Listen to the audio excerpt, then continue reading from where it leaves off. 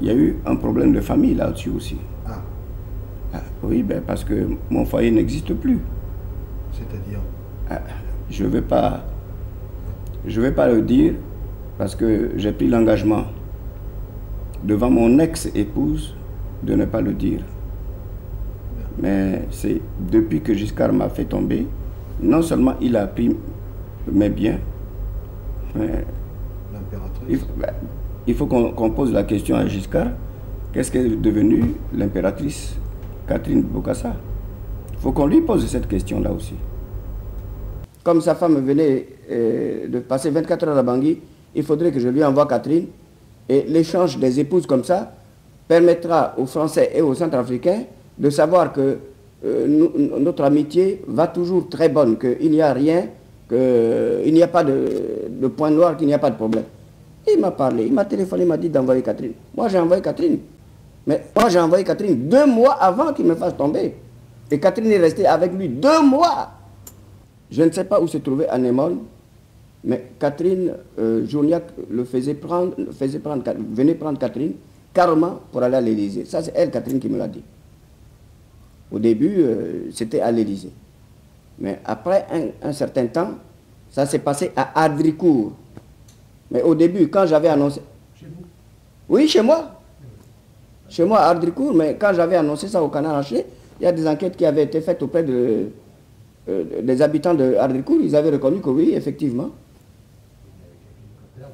Avec l'hélicoptère, il descendait dans le jardin avec l'hélicoptère.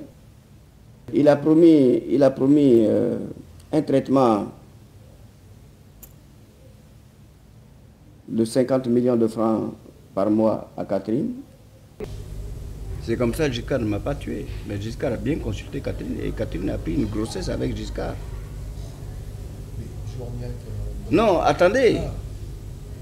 Mais comme c'est Journiac qui servait pour les rendez-vous avec Giscard, c'était Journiac qui s'occupait de ça. Mais Journiac, Catherine l'a plu aussi. Puis il a utilisé Catherine. Journiac était devenu l'ami intime de Catherine et Giscard s'en est rendu compte.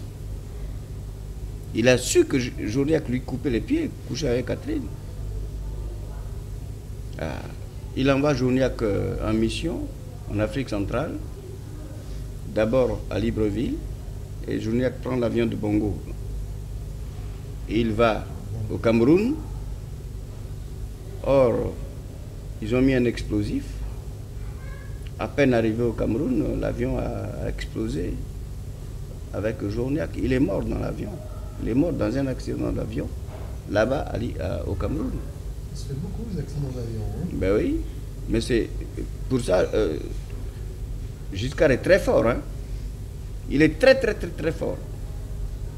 Et il a tué Journiac parce que Journiac a couché avec Catherine. Quand Giscard est venu à Berengo en décembre, en mi-décembre 78, il est venu, il a passé 10 jours avec moi, il est venu sans presse. Il m'a demandé de ne pas en parler. Alors moi, pourquoi? À chaque fois qu'il venait... Non, parce qu'il venait pour sa détente, puis il venait avec ses petites copines, il tirait 10 jours chez moi à chaque fois qu'il venait, il descendait directement avec l'avion DC-8 sur mon terrain privé au village natal, parce que j'habite à 80 km de la ville de Bangui. Giscard venait régulièrement, et chaque fois qu'il venait là, il me demandait de ne pas en parler à la presse. Alors, donc la presse n'en parlait pas, ni la presse locale, ni la presse européenne. Personne n'en parlait. Parce que, comme il était exactement, il était mon ami et je faisais ce qu'il me demandait de faire. Pendant les 7 ans de Giscard, Centrafrique était à Giscard, à lui seul. Il a su exploiter le Centrafrique. Combien de nombre d'éléphants tués?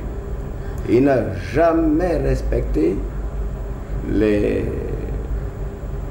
textes centrafricains qui régissent les zones de chasse. Parce qu'il y a des textes qui disent que tout ce qui possède les zones de chasse sont astreints à payer une certaine somme à l'État. C'est des sommes très modestes, mais il faut les payer quand même. Mais Giscard d'Estaing n'a jamais payé un sou, pas un franc. Il n'a jamais, jamais, jamais payé rien. Ils sont très radins. Ils sont très radins. Ce sont des gens qui vivent. Vous ne verrez pas la famille Giscard sortir un franc devant vous. Hein. Et ça, je peux vous le jurer.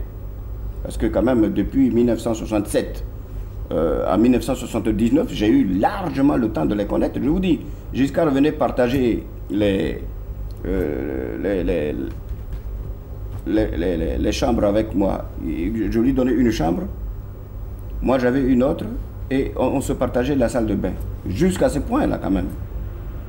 Il allait d'abord faire sa toilette.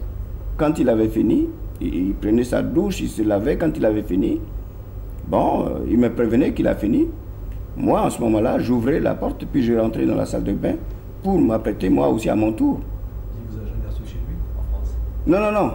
Il ne m'a jamais reçu dans sa famille. Jamais. Je l'ai reçu partout. Moi, je l'ai reçu en France plusieurs fois. Je l'ai reçu aussi chez moi, en Centrafrique, plusieurs fois. Mais Giscard ne m'a jamais reçu dans sa famille.